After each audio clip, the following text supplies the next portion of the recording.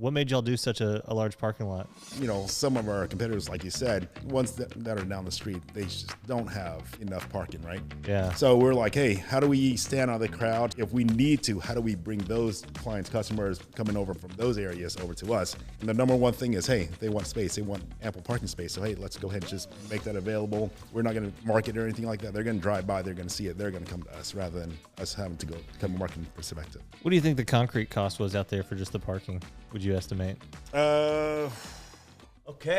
All right. What's up, Cody? What's up, man? Welcome back. We have a special guest here today. Yeah, he's a special guy. He's a good guy. Cody, why don't you make the intro? This is your buddy here. So, Tim, what's help me out? What's the what's y'all's company name again? DFW Industrial Park. DFW Industrial Park. And so we've got Tim here, one of the main partners in a project we just got done working on. Built a fantastic project out there in Kennedale, working on several others. And so we said, we got to get Tim on. We just closed him out. I had a fun little sale transaction with him. Right. And I told Steven, we got to get this guy on. Built a beautiful park, bigger than most people do on their initial park too, right? Because when a lot of people build, we'll see them and they're like, oh, we just built, 10,000 feet or 20,000 feet. He said, nah, screw that. We're going to do 160,000 square feet with some more expansion opportunity and this and that. We're going to put as much concrete that you've ever seen on a park too at the same time. And so they did a fantastic park. So Tim, I appreciate you coming on and joining us today. Yeah, absolutely. Appreciate it. So, I want to kick it off with what made y'all do that park, and especially a park of that size as your first one. Yeah, so it's basically. Obviously you're not scared of anything, but No. But what was your all's initial thoughts on that? So initial thought here, our mindset here is just take the bull by his horn, and just go big. That's our entire mindset. Basically, I know that in the landscape, there's a lot of competition out there, and we just don't want to start from the bottom, just climb our way up. We wanted to start at a higher level. That's the main reason why we've said, hey, let's think of the bigger picture. Where do we want to be in 5 years, 10 years, and then just amp that up. Yeah. And that's where we set our basically starting point, and then from there, go rather than just climbing up a little bit, little by little. Gotcha. So y'all built the park, and it's in the southern mid cities of DFW, in a little submarket called Kennedale. So when you initially had the land, which was quite a bit, you had an oil well on there, so you kind of had to build around that, which wasn't too difficult. But when y'all built it, were y'all looking at? Because I know you also did a partnership on it. Was this built as a long-term hold, or were y'all looking to? Was it your goal to sell it while it was in the final stages of construction, or what was the actual end goal on that with the partnership, and kind of how did y'all come to that decision making? Sure. Yeah, so we didn't really have one end goal in mind. It was always fluid as we build and as we see what's going on from the economic standpoint, who's coming in to take a look at the park, from a rentability, and just basically where the market is going. So we were open to either hold it for long term, cash flow out of there, or basically flip it and then keep on going to the next one. Yeah. And so just anybody knows as well, so this park, was basically in its final stages of construction. They had started to lease some of the units. It was, I think, probably around 30% right. At the time of sale. And so, what's funny is, a lot of people don't realize, depending on the park and the build and your structure and, how you get in it and, all those things, you sometimes, the profitability can expand quite a bit, right? So, there's plenty of people that we do sell parks for that are still in early stages. The only ones we don't like is when they're still under construction, because then you got to find somebody that can actually pick up the pieces, which can be difficult for some of your higher paying guys. But people sell these parks anywhere from just completed to fully stabilized. And so, there's different, return metrics on each one, obviously. But anytime you have a partnership, obviously that can dictate that. And so I know y'all are looking to expand a little bit more and working on parks all over. So what's kind of like the next stage now that y'all have done 160,000 square feet? What's kind of your outlook? Because y'all had a lot of success on this one. Yeah, so we learned a lot from this particular project. So there's things that does not come up once we start doing the planning phase, right? So there's daily changes. And so that's why we always have to be able to work with changes, and just be adaptability is a major thing. What do you think would be like something that was a big learning curve, or something that whenever y'all went into this first project, you were like, damn, we didn't expect this? Or, just something that was maybe that you've learned from and not to do in the future, or anything like that? Or was it mistake free and No. You're the blueprint of how we should all work? No, it's never mistake free. So number one is Mother Nature. Basically, we have to work with Mother Nature. Just from a building perspective, getting things up and down, having trucks coming in and out, and just taking a look at what we're working with. So if we have 2-3 months of rain, then basically everything stops, construction stops, and also the cold weather, things like that. We have to account for that. So we didn't really account for that in our particular timeline, and that kind of pushed out the construction phase out a little bit. So delays, correct, correct. Yep. We had the logistics down pretty solid from our background, understanding from construction, where do we get the materials, and also the labor perspective. We got that down pretty good. But it's just basically with Mother Nature when we were able to hit the ground running or not. So, and what's unique about this one, Stephen, I don't know if you know, it was built in the county but had city utilities, which is very rare. Right. Very, very rare. So you have the benefit of connectivity, but you don't have all the code. Is that kind of what happened? Correct. So we never had, we had the electricity there, but we didn't have the city sewer, right? So we had to work with the city sewer and also the county to get it piped underneath the streets and work with them. And that actually took approximately 9 months to a year. Oh, wow. Yeah, to get that done. So in that meantime, we were doing everything else and just left that part, ready to be dug. So we had it all planned out. And did you have to work with TxDOT, or was that okay? Great. So we had to work with the city of Arlington, and also TxDOT for that.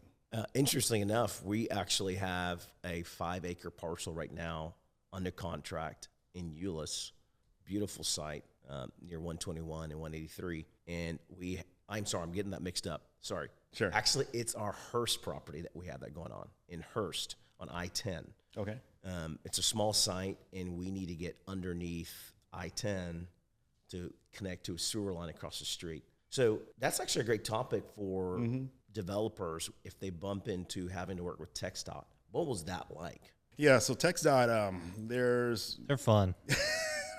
They're the most fun you'll have. No, we had a good time, with TxDOT. We were going back and forth. So they really wanted plans that are tight-knit, right? So anything that is out of line or doesn't meet their requirements, then it's going to get pushed back. So there's a lot of that back and forth, from our civil and back to TxDOT, and then from the drawing and all that, just from the planning perspective. So from a planning side, we were doing all of that while we were actually doing the construction. So we're doing that in parallel.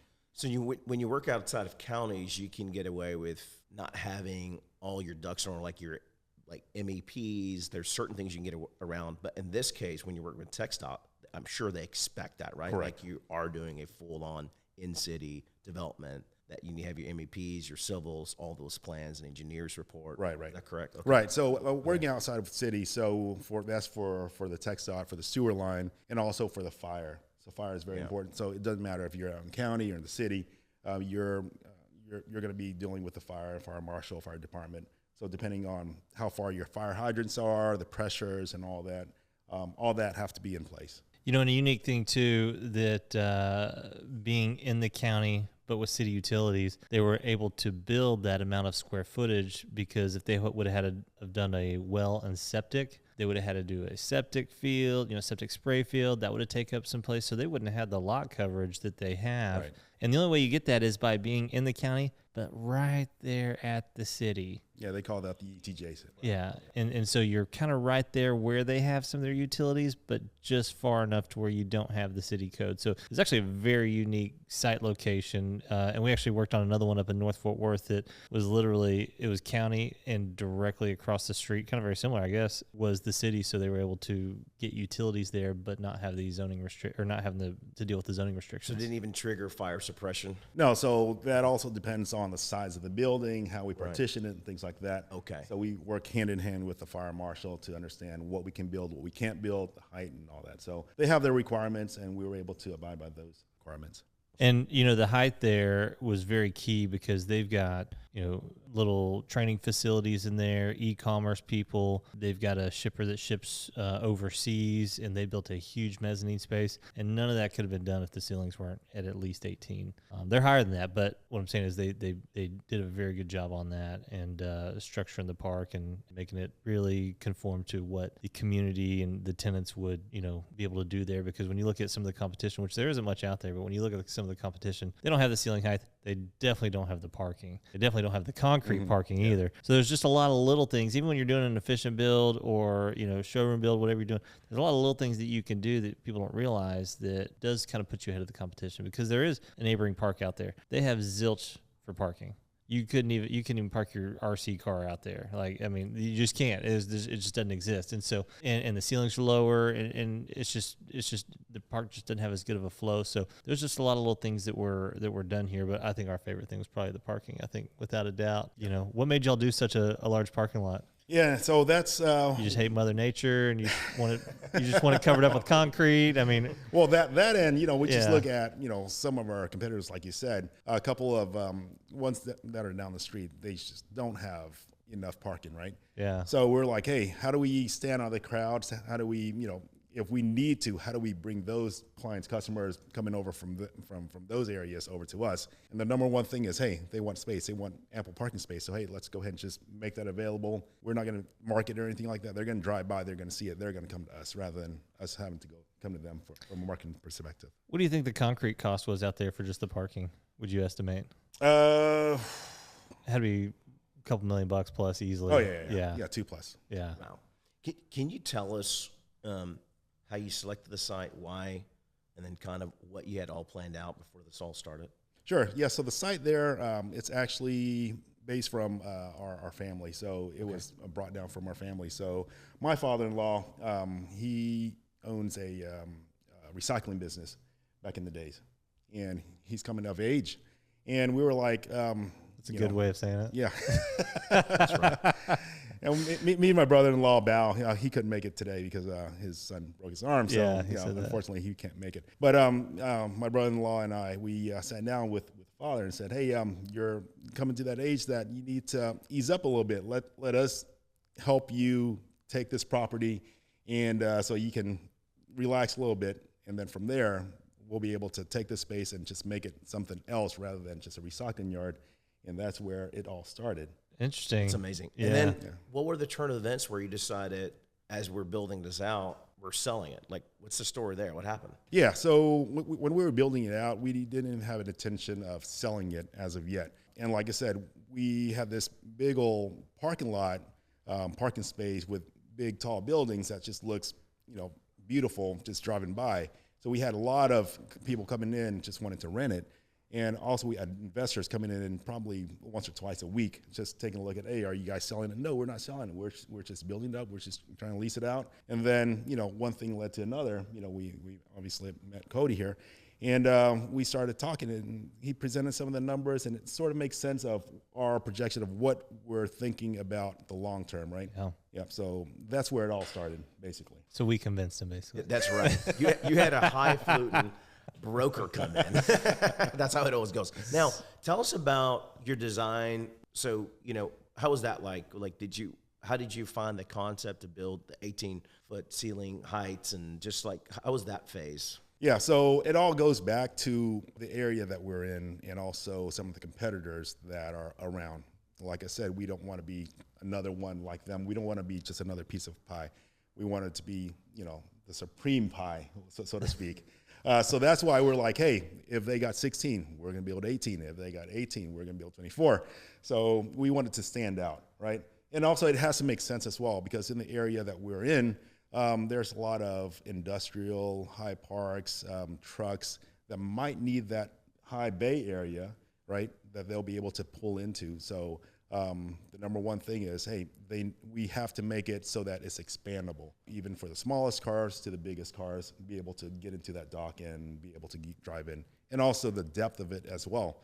We don't want just a shallow bay. We might want it to go out a little bit deeper. So our bays ranges from 70 feet all the way to 90, Right. Wow. They can be pretty deep, yeah. And the doors too, the roll up doors are very tall there as well. Right. So getting anything you need in there is not going to be a problem. Got it. And you have high dock as well as surface. Yeah, so we got two load docks, Okay. loading docks, one at each building. But primarily right now, our clientele, we don't really want that many automotive type of industries in the warehouse. So we have a couple of basketball type of, what do they call, just training facilities, right? Okay. So training facilities, and we have some gym memberships in there, and just import export. So lower number of vehicles throughout the parking lot, but higher volume as far as customers coming in there, and that's what we want to do.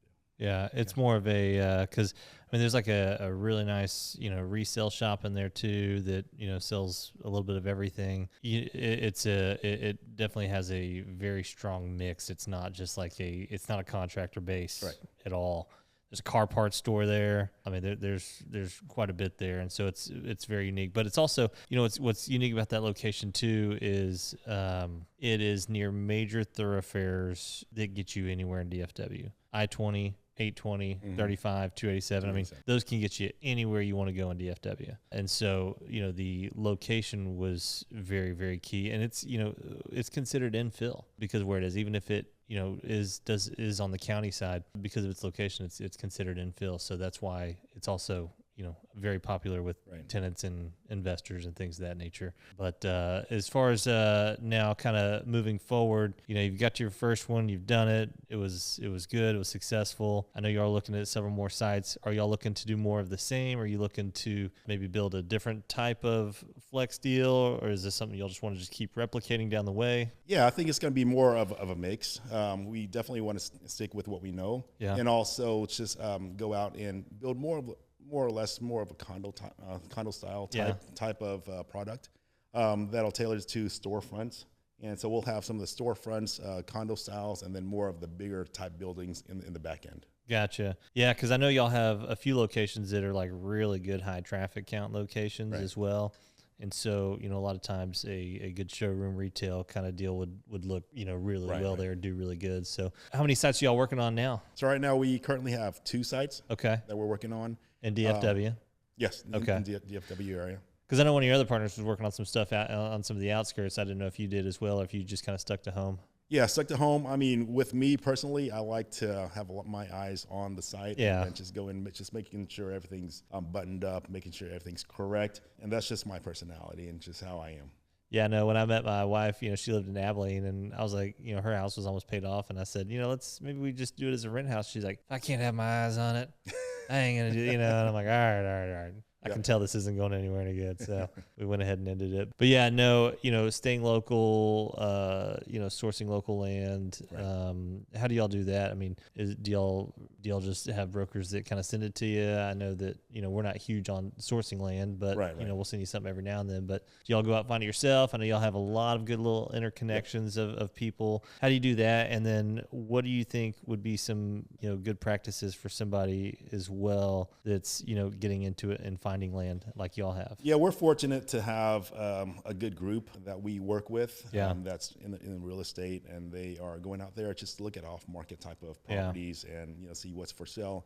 And also their friends and neighbors, if they have properties that obviously they just have it there and they're not doing anything with it, we'll go approach them and ask them and see if they want to. So they've got a great just inner network of individuals. And what's funny is there's people that we've met that are working on flex in other areas that have mentioned, oh, Tim, Bow, or Tony, or one of those guys over there. So they've got just a very good network, and one thing that they've done is really immersed themselves into it, and so kind of understanding, which I think is what you got to do.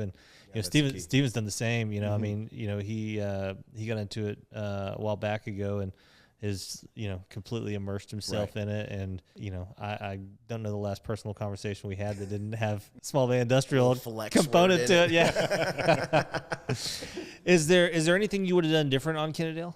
With Kennedale, I mean, obviously it's our first big project. Yeah. I wouldn't change anything from if we're looking at 2020. I mean, everything happens for a reason. Yeah. That's my mindset. And if it's didn't go according to plan, it's a learning curve for us. So we always think about it on a positive note. Did COVID worry y'all at all? No, it didn't. Getting into it? No, it didn't. I mean, from material perspective, everything was still on point. We were able to get things shipped in. We were able to get our laborers on the ground working. So it didn't really affect us that much.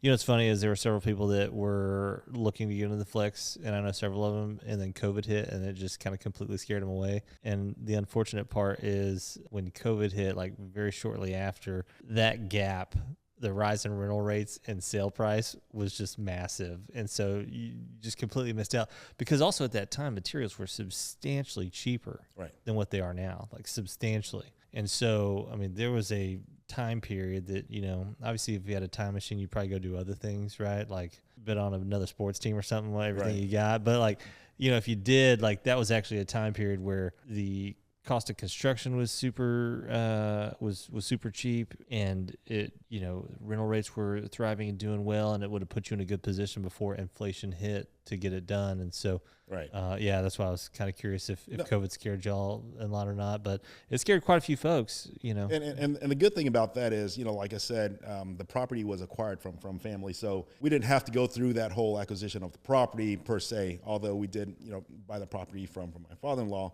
That was a much easier transaction than trying to figure out finding that particular piece of parcel. As far as funding and financing and money goes, how do y'all do that? Do y'all pull together just friends and family money? Do y'all also get debt with it? No, so basically we have a good banker as well. So banking relationship is key as well in this particular space. They have to understand the flex space. They have to understand it. So if you walk into XYZ type of bank and just tell them what you're trying to do, they're just gonna show you the door. But we know this great individual in Burleson, and he's awesome. He's great. He understands what we're trying to do, and literally, true story. There's 5 of us.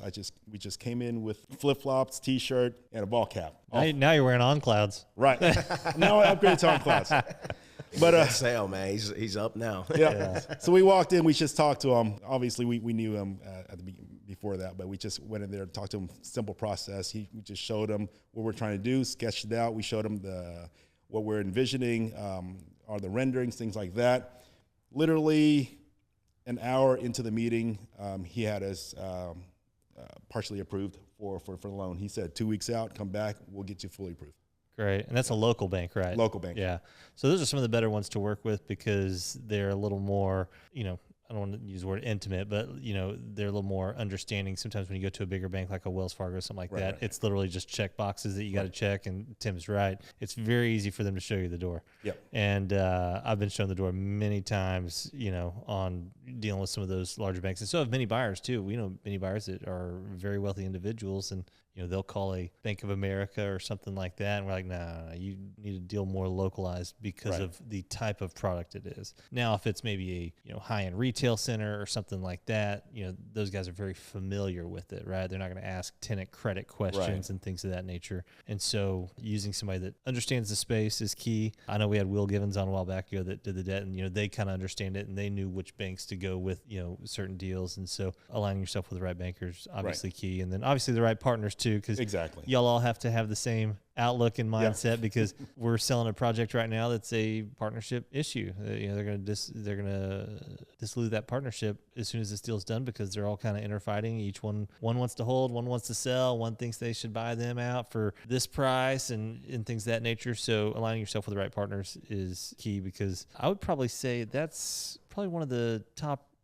reasons that somebody has to sell, right? That we run across is a partnership issue. Later today, I'm actually going out to a project that we're working on selling because they have a partnership issue. So and that's very important. I'm glad you brought that up as well. From a decision standpoint, doing construction, there's things that needs to get done from a decision making on a daily basis, right? So it's very hard for us to get all the guys together and say, hey, these are the top 10 things that we needed to decide on. Let's decide on it. We didn't do that. We were like, hey, me and my brother-in-law, we are going to be the sole decision maker, but then we'll also provide what we're going to decide to the team. That way it'll go a lot quicker. So nobody's in the dark. And Yeah. Keep everybody informed, but from a decision standpoint on a day-to-day type of basis, that's being made basically in real time. Was there ever any conflict that you had to deal with, or was it all pretty smooth sailing on the partnership side? It was pretty smooth sailing. I mean, from a timeline, obviously we'll on the delays and things like that. There's nothing that we can do about that. So all it is basically about is communication. I need to tell my wife that we're building a house right now and it's unlimited delays. And she's like, why don't you just go finish the floor? And I'm like, well, yeah, sounds easier than said than done. But right. But yeah, no. Have y'all ever looked at maybe opening it up and syndicating and bringing in more partners, or do you kind of like your structure that you have now? Yeah, I think we have a good group of core people right now. Yeah. So I think we're just going to keep on doing what we're doing there. Nice. What kind of advice would you give somebody that's looking to get into the space? Just ask a lot of questions. Just do your due diligence, from environmental perspective, just understanding the EPAs, understanding the land, just doing if there's different phases of environmental from the land. So that's very important.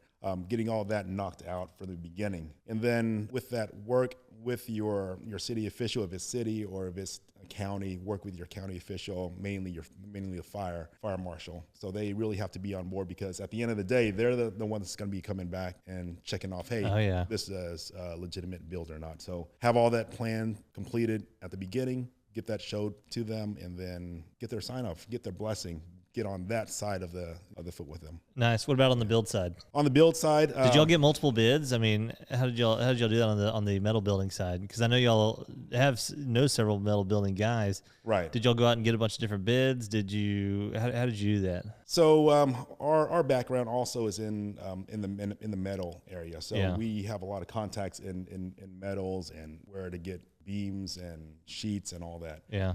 So we have a fairly big connection as well in that area, and we basically put together our team to construct that site. So it's not just one contractor that's doing all that. We basically picked and choose who's going to be doing what, put together the plumbing plans, the electric plans. So did you buy the metal separate and then have somebody put it together? Yes. Nice. Yeah. Okay. So weld up. Yep. So basically, beams out, we engineered the entire building.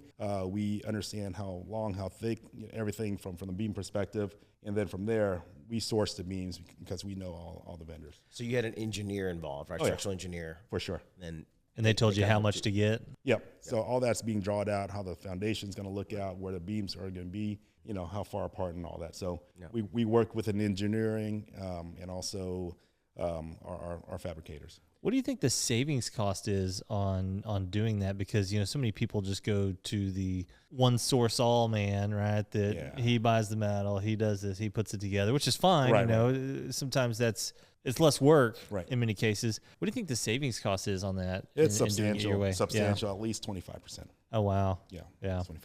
How much more work do you think it is? 25% more work. Yeah. It's equity sweat, right? Yeah. But I mean, look, that can be, what makes a huge difference in, deciding to sell, lease, rental rates, things of that nature. I mean, your savings cost is huge. We always tell people cut corners where you can, but, don't get too sharp with the scissors, because, then you'll start kind of cutting things you don't need to. But understanding, build cost, having good connections, understanding, sometimes having that one GC that does it all is, sometimes not always the best way to go when it comes to pricing standards. Now, if you want maybe less headache or something like that, because I'm sure with y'all putting it all together yourself, I mean, you ran into, little things here and there that if you just hired the one guy that did it all, you wouldn't even be dealing with. You would just have a one-page invoice that, was pay here. Exactly. And so, but that's very good. Yeah. I've heard a couple of the folks with some really high savings costs as well by going and buying the metal from somebody. And I told you about the one guy that we're working with that went to China to buy metal that it's not tongue and groove exactly, but it hides all the screws on the sheet metal. And so he's doing that. And the problem that he's having right now is finding somebody that can actually put it together. Yeah. So it's, yeah, I know. That's why you don't buy a metal building off Temu, I guess. But in doing that, there can be a lot of savings costs. Right. Curious, Tim. I know you mentioned that what prompted you to sell was you had investors coming by, looking at your location, things of that nature. However, how did the lease-up process happen? Was that kind of people driving by as well, or did you put a sign out? Did you use a broker, or did you do some digital marketing? How did you start leasing it up? It's realistically when we were erecting the building, they'll see frames up. Basically, they came in and say, I want to lease a space, and just inquire about it. So from a marketing perspective, all we had was probably a 12 by 16-foot banner on the side of the wall. It was a big banner, though. Yeah, if interested, call here, Yeah. So, and we just had a phone number and contact email and things like that, and that's basically our marketing. Folks, yeah, this is wow. But you know what? Welcome to Flex. Yeah, but also it's a very good trafficked road as well. So probably everything, it's right? it's not like he's they're off the beaten path. Like it's pretty good traffic, right. But that shows the power of certain markets that a banner can do all the work. Because we have guys here that they put on LoopNet, Crexy, CoStar, Facebook Marketplace, all these other things. But there's another group that we work with out near Alvarado, and they're like, oh, we should put a sign up. Yep. And that's it. Yeah, it'll sell itself. Yeah. And we have so many interests in there, we're able to pick and choose. If we wanted to get at least 100%, it'll be fairly quick if we take in everybody. So we'd like to pick and choose who the tenants are. They were very picky, yeah. So y'all are no automotive, right? Basically, correct. Or not no automotive, but very small percent. Yeah, and nobody that actually worked on cars and was dropping oil and things of that nature. Exactly, and the number one thing also is just the cleanliness. What it's going to look like. From people driving by. We just don't want it to look dirty, trashy per se. Yeah. For the complex. So that actually adds value to it. So that's why we really have a small amount of automotive tenants in there, and then those tenants actually have to get vetted. So, depending on what their past history, the background, and so forth, we'll let them in. Other than that, we just don't want. Did you go look at their previous locations? Sure. Any tenants? Yeah, you did? Of course, yes. Oh, nice. That's smart. This next move, you mentioned condo, kind of retail style, and then with warehouses in the back. Can you talk about this concept? And then also, you had a successful part. Why now change the condos? Why do that versus repeating and rinsing what you've already went through? Yeah. So how I think about it is we're just adding on to what we currently have. So if you're a baker, you know how to bake a cake. Once you're a cake and so forth, you bake it perfectly. It's awesome. And then there's obviously little tiers on top of that, and how high you can build it, right?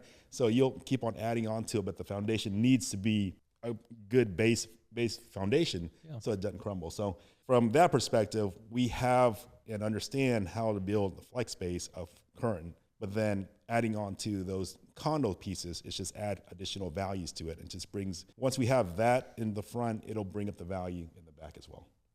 So the back will be leased, and then the front you're selling each unit. Is that kind of what we're talking about? Because it's when you're mentioning condo, imagine you're selling off. Yeah. So the units. Again, that's something that if we are, that's also open as far as if we wanted to sell those pieces or just have them condo type of concept, meaning we might have a 5,000 to 7,000 square foot building in the front with glass and an awning and a little bit of space for storage in the back. So individual buildings, so to speak. Right. Right. Okay. Where y'all at on the process on that one? Are y'all still in the planning stage? Planning, yeah. Right. So that's again all rendered out.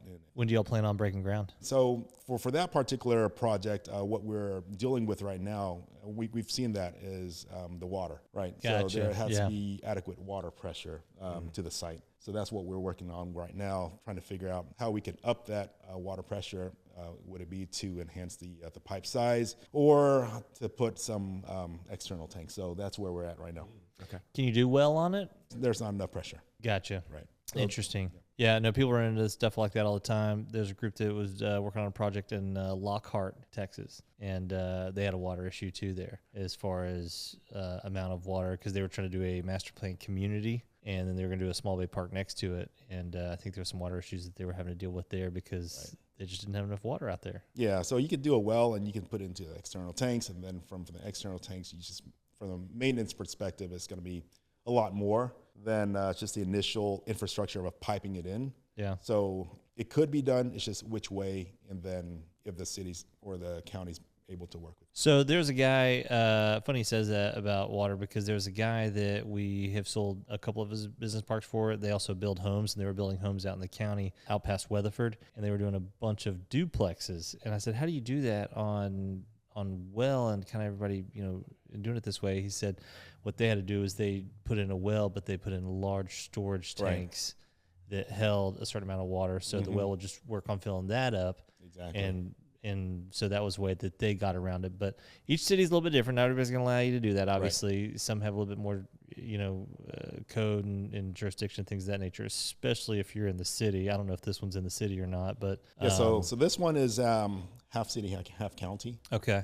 So you say I'm trend here. You say I'm going to do what I want to do on this side. Exactly.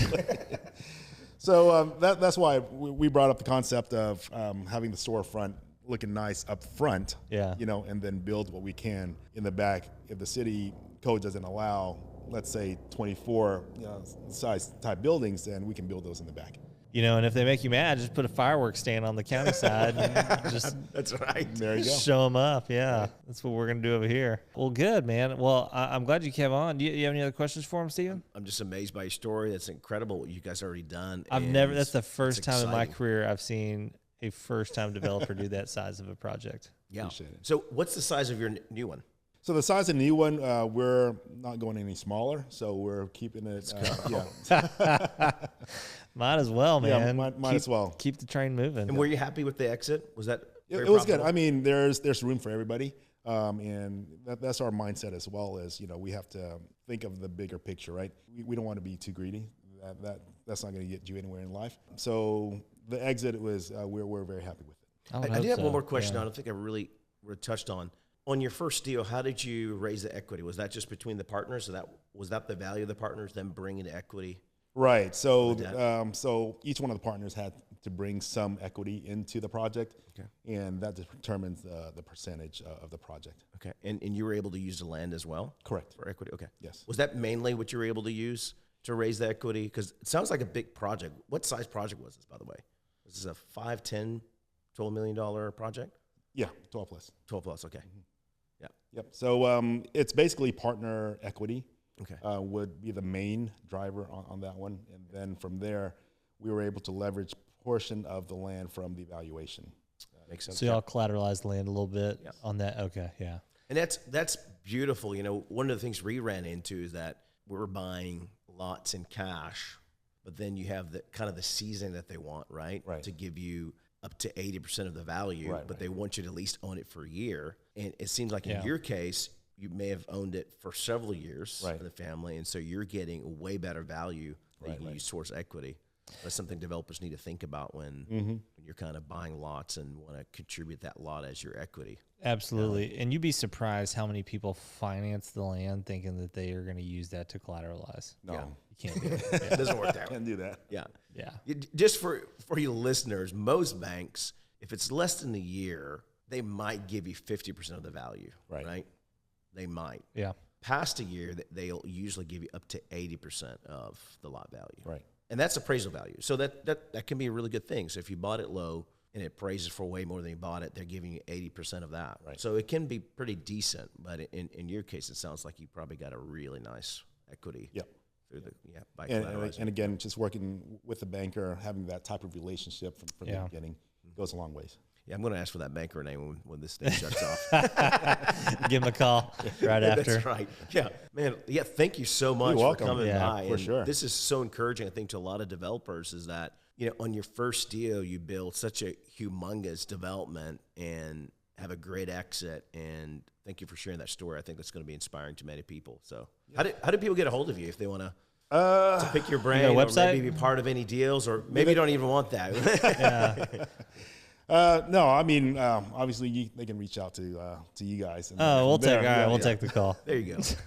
Give me Tim's number. Yeah. Yeah. So just call us and we'll give you Tim's number. Yeah, that's right. Well, Gil, I appreciate you coming on. Yeah. Sure. And obviously wish you the best of luck on all your future endeavors. And I think y'all are going to have a lot of continued success moving forward. So thanks so much. Yeah. Awesome. So great. Yeah. Thank you. Awesome. Thank you. Another one in the books.